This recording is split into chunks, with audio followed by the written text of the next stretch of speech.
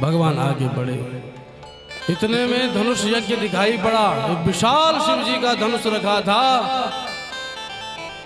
कंस को वरदान प्राप्त था कि जब तक धनुष रखा है तुझे कोई मार नहीं सकता, धनुष टूट गया तो तुझे कोई बचा नहीं सकता।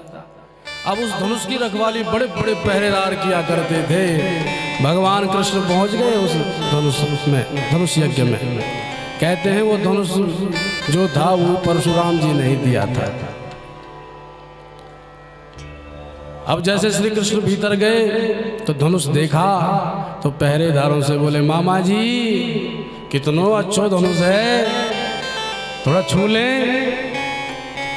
अब पहरेदारों ने सोचा कि बच्चे हैं, कौतूहल पूर्वक छूना चाहते हैं। हाँ बेटा छू लो, तो छू लिया। छूते छूते भगवान मुस्कुराते हुए बोले, मामा जी उठा ले। अब जहाँ उठाने की बात हुई तो जिस धनुष को बड़े बड़े नहीं उठा पाए, जो जब से स्थित हुआ था तब से स्थित ही है, मुस्कुरा पड़े। अभी दूध के दांत गिरे नहीं इस बालक के और कह रहा है कि उठाएंगे। तो उनको भी लगा मजाक कर रहा है, इसके बस की बात है, अकल ठिकाने आ जाएगी। हाँ बेटा उठा ले, पक्की बात? बोले हाँ। और भगवान ने उस विशाल शिव धनुष को वाम हस्त से ही उठा लिया। करेण वामेन सलील मुद्रितम संजम चकृत्वा निमिषेण पश्यताम् नृणाम विकृष्य प्रविभंज मध्यतो यथेक्षुदंडम मद करयुरुक्रमा। जैसे मतवाला हाथी अपने मद से चकनाचूर होकर के गन्ने को बीच में से तोड़ डालता है, ऐसे भगवान गजराज नहीं सिंह के समान हैं, वनराज के समान हैं। उन्होंने उस विशाल शिव धनुष को बीच में से तोड़ करके दो खंडों में विभक्त कर दिया। बोल वृंदावन बिहारी लाल की। जहां दो टुकड़ों में विभक्त हुए भौचक्के रह गए सारे पहरेदार। अरे मारो इन दुष्टों को, ये दोनों बालक कोई उत्पाती हैं, कोई मायावी हैं। भागने लगे। तब तक तो एक टुकड़ा कृष्ण प्रभु के पास था, कन्हैया ने दूसरा टुकड़ा बलराम की ओर फेंका। दाओ भैया, आज से लड़ाई चालू। और मारा। दोनों ने उस धनुष के एक एक टुकड़े को पकड़ करके सारे पहरेदारों को मार मार करके भगा दिया। बोल वृंदावन बिहारी लाल की। अब तो जय जयकार करते रहो। और हाँ, जय जयकार हाथ उठा के करना। हम मथुरा में हैं, यहाँ तो कंस की पार्टी वाले हों या वृंदावन बिहारी की पार्टी वाले हों। और जो बिहारी जी की पार्टी वाले हों तो हाथ उठा के, और जो कंस की पार्टी के हों हाथ नीचे करके जय जय बोलना चुपके से। धनुष भंग करके भगवान कृष्ण रात्रि हो गई अब बाबा के पास आए। ए कन्हैया तो नाई बाबा। ए बलराम सच में कह रहा है? अब बलराम भी क्या कहे, पर धीरे से बोले, हाँ बाबा। रात्रि हुई, कंस को पता चला शिव धनुष खंडित हो गया। रात्रि में मृत सूचक दृश्य देखने लगा स्वप्न में। कभी गधे पर बैठ करके दक्षिण दिशा जा रहा है, कभी मृत्यु नाम की देवी से विवाह कर रहा है, कभी अपने ही देह में विविध छेद देख रहा है, छिद्र। ये सब मृत्यु सूचक दृश्य हैं। पर विचार कर रहा है मेरे साथ बड़े बड़े पहलवान हैं, देख लेंगे। अगले दिन प्रातःकाल होते ही रंगभूमि सजाई गई, जिसमें बड़े बड़े पहलवान पहुंच गए। बड़े बड़े राजागण भी पहुंचे, बड़े बड़े ब्रह्मर्षि देवर्षि महर्षि पहुंचे। सब अपने अपने स्थानों पर विराजमान होने लगे। चाणूरो मुष्टिकः कूट सलस्तो शलैव च तासे दुरुपस्थानं वल्गुवाद्य प्रहर्षिता। बड़े हर्षित ताल ठोक करके बड़े बड़े मल्ल युद्ध में प्रवीण बड़े बड़े योद्धा पहुंच गए। चाणूर है, मुष्टिक है, सल है, तोसल है, कूट है, बड़े बड़े। महाराज कंस भी उच्चासन पर विराजमान हो गए। इधर भगवान सूर्यार्घ दे करके निकल पड़े रंगभूमि की ओर। नंद बाबा और अनेक यदुवंशी पहले से सीट जमा करके बैठ गए रंगभूमि में कि कहीं बाद में ऐसा ना हो सीट ही ना मिले। भगवान जाता तो वो तो जानवर ही ठहरा, मदिरा पीकर, तो इतना मदिरा पिलाया गया रात्रि भर। अब मुख्य द्वार पर कुबलया पीड़ हाथी खड़ा है, भगवान आगे बढ़े, सारा नगर रंगभूमि में जमा हो गया, स्त्री पुरुष सब परिकर। भगवान जैसे भीतर घुसने लगे, इतने में उस महावत ने हाथी को मुख्य द्वार पर ही खड़ा कर दिया, भीतर जाने नहीं दिया। भगवान बोले, हे महावत हाथी हटा, हम भीतर जाना चाहते हैं भैया। तो बोला, तुम भीतर नहीं जा पाओगे, पहले ये कुबलया पीड़ हाथी खड़ा है। बोले, क्या करना चाहता है? अभी अभी हट जा, नहीं तो इस हाथी के साथ तुझे भी यमपुरी भेज दूंगा। नयामी यम साधनम। अब देखो, भगवान के हाथ से मरा कोई यमपुरी नहीं जाता। इसका अर्थ क्या है? यम नियम साधनादि से भी परे जो दिव्य स्थिति है वहां तक पहुंचा दूंगा। मतलब कि तुम में कोई इतना प्रभुत्व तो नहीं है कि तुम यम नियम आसन प्राणायाम के द्वारा पहुंचो मुझ तक, और अगर ज्यादा छेड़खानी करोगे तो एक थप्पड़ में ही भेज दूंगा तुम्हें उस परम तत्व में, विलीन कर दूंगा। ऐसे प्रभु ने बात कही। जब नहीं माना, महावत ने अंकुश का प्रहार हाथी के सिर पर किया। हाथी चिंगाड़ते हुए पागल हो गया और भगवान पर टूट पड़ा। और जैसे ही भगवान पर टूटा, भगवान भी उसके वार को खाली करते उसके पैरों के नीचे से निकल करके सूंड को पकड़ लिए। पतितस्य पदाक्रम्य मृगेन्द्र इवेनेभं हस्तिपाशांगधरे। सूंड पकड़ के भगवान ने चक्रगन्नी की तरह घुमा करके आकाश में उछाल दिया हाथी सहित महावत को, और दोनों धड़ाम से गिर गए और प्राणांत को प्राप्त हो गए। बोल बाके बिहारी लाल की। ये टेढ़ी टांग वारे के कारनामे सब टेढ़े ही हुए। और जब मर गया हाथी तो दांत उखाड़ लिए दोनों भैयाओं ने। एक दंत बलराम जी ने अपने कंधे पर रख दिया, एक श्री कृष्ण ने, और रक्त रंजित हस्ती दंत लेकर के दोनों भैया भीतर रंगभूमि में प्रवेश कर गए। पर जैसे ही भगवान ने प्रवेश किया, जिसकी जैसी भावना उसने तदन रूप भगवान के दर्शन किए। जिनके रही भावना जैसी, जिनके रही भावना जैसी, प्रभु मूरति तेन देखी कैसी, प्रभु मूरति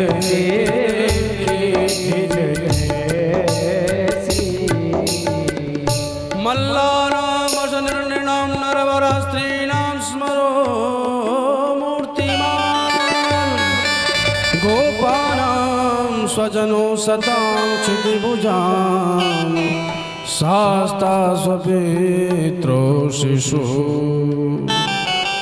मृत्युर्भोजपते विराट विदुषां, तत्त्वं परं योगिनां वृष्णीनां परदेवतेति विदितो रंगम गत साग्रज। अपने अग्रज के सहित जैसे कन्हैया ने भीतर प्रवेश किया, सबने विविध नेत्रों से प्रभु के दर्शन किए। बड़े बड़े महर्षि बैठे थे, उनको तत्वम परम योगी नाम, परम तत्व के रूप में भगवान दिखाई पड़े। अरे देखो देखो, वेद की श्रुतियां जिस परम तत्व का निरूपण करती हैं, वो परम तत्व ही आया है। बड़े बड़े राजा थे, बड़े बड़े उग्र शासक थे, जब उन्होंने श्री कृष्ण को दंत के साथ देखा, उनको लगा महा उग्र शासक आया है, ये तो काल को भी धूल चटाने वाला है। जब वृषणवंशियों ने देखा, एक बोला अरे देख मेरा भतीजा आ गया, एक बोला मेरा भांजा आ गया, सब संबंध के द्वारा भगवान को देख रहे हैं। वसुदेव देवकी को भी कैद खाने में बंद किया गया था। जब नारद जी ने पूर्व में बताया कि ये कृष्ण बलराम वसुदेव के बेटा हैं, तो कंस ने उनको कैद कर लिया था। तो कैद कैसा किया, उसे कहते हैं नजरबंद। तो नजरबंद कैदी ऐसे होते हैं कि भीतर वाला तो बाहर वाले को देख ले, पर बाहर वाला भीतर वाले को नहीं देख पाता। आजकल शीशे भी आते हैं ऐसे, भीतर से बाहर सब दिख रहा है पर बाहर वाला भीतर कुछ नहीं देख पाता। प्रायः गाड़ियों में भी ऐसे शीशे लगते हैं। तो नजरबंद किया था तो भीतर से वसुदेव देवकी भी देख रहे हैं और इधर नंद बाबा भी देख रहे हैं, उनको अपना बच्चा दिख रहा है, शिशु के रूप में। बड़े बड़े पहलवानों को भी बड़ा पहलवान दिखाई पड़े भगवान कृष्ण। और जब कंस ने देखा तो साक्षात यमराज दिखाई पड़ा श्री कृष्ण के रूप में। घबरा गया, ये तो यमराज यहाँ कहाँ से चला आया। भगवान रसो वैसा है, जिसकी जैसी भावना उसको भगवान वैसे दिखते हैं। जो भगवान को शिव जी के रूप में देखना चाहे उसे शिव जी के रूप में दिखते हैं, जो माँ के रूप में देखना चाहता है उन्हें शेरावाली के रूप में दिखते हैं, जो चतुर्भुज के रूप में देखना चाहते हैं उन्हें नारायण दिखते हैं, जो धनुषधारी के रूप में देखना चाहते हैं उन्हें रामभद्र के रूप में दिखते हैं, और जिनको भड़कीले रसीले चटोरे के रूप में भगवान को देखना हो तो उन्हें कृष्ण कन्हैया दिखाई पड़ते हैं। बोल बांके बिहारी लाल की जय हो। अभी देख ही रहा था कंस के, इतने में कंस ने इशारा किया चाणूर मुष्टिक को, अरे गधों क्या कर रहे हो, निपटाओ इन दोनों को। तो चाणूर मुष्टिक उठ करके चेता सावधान करने लगे श्री कृष्ण को। हे नंद सूनो हे रामो भवन्तौ वीर सम्मतौ नियुद्ध कुशलौ श्रुत्वा राज्ञाहु तो दिदृक्षुणा। अरे राजा ने तुम्हारा मल्ल कौशल देखने के लिए तुम्हें बुलाया है, आओ तो हाथ करो। प्रजा को वही करना चाहिए जिससे राजा खुश हो सके। अच्छा, और जब उन्होंने ललकारा तो भगवान पास आके बोले, क्यों रे, इतना बड़ा होकर के शर्म है कि सब बाजार में बेच खाई देने? इतने बड़े बड़े पहलवान तुम और इतने छोटे से बच्चे हम बच्चों से लड़ोगे तो शर्म ना आएगी तुमको? जब ये कहा तो वो बोला मुस्कुरा के, काहे को अपने को बच्चा बता रहा है। न बालो न किशोरस्तुम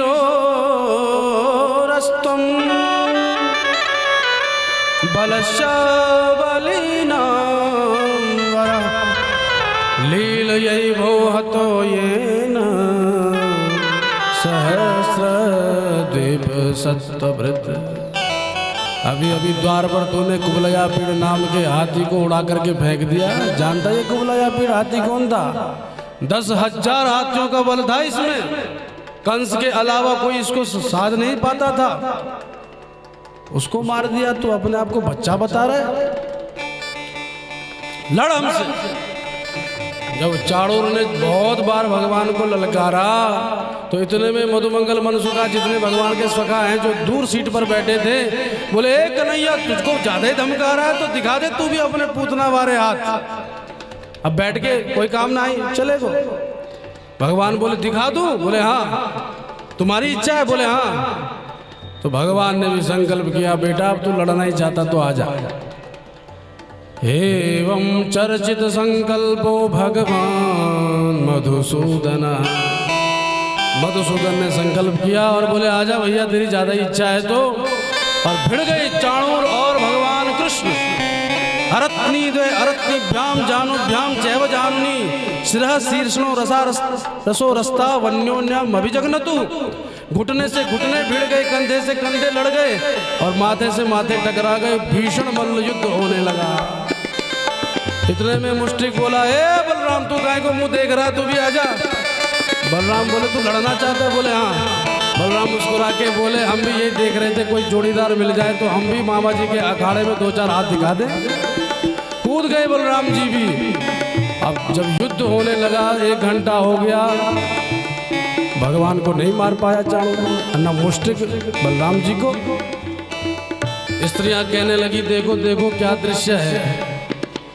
वज्रसार सर्वांगो मल्लो शैलेन्द्र संनिभो क्वचाति सुकुमारांगो